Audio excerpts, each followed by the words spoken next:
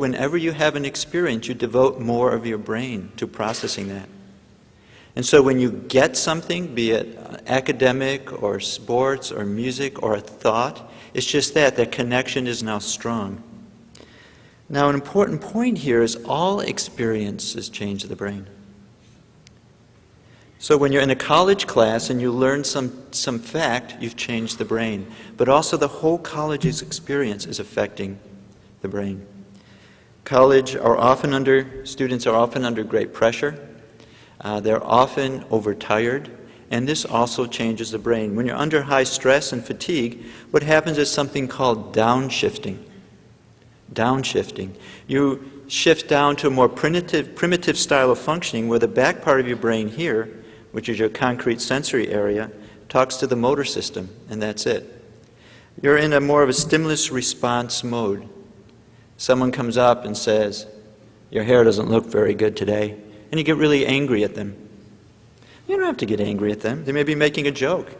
What's happening is under stress and fatigue, or maybe your hair doesn't look good. Some people don't have to worry about it.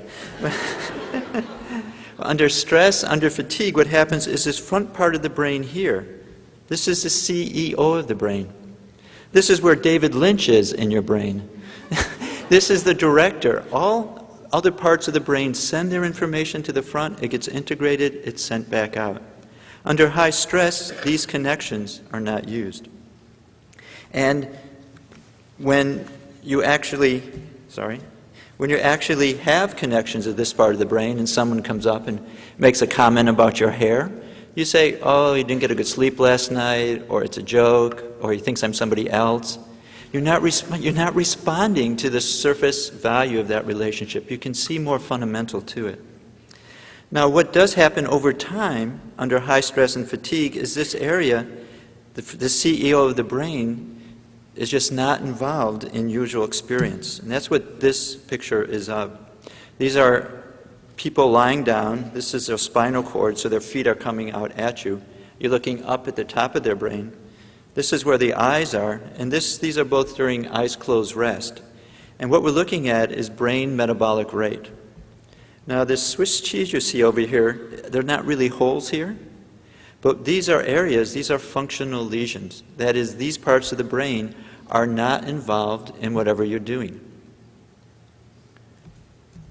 What this means is that you can, and this is, by the way, a very violent individual. It's a criminal. It's not a college student.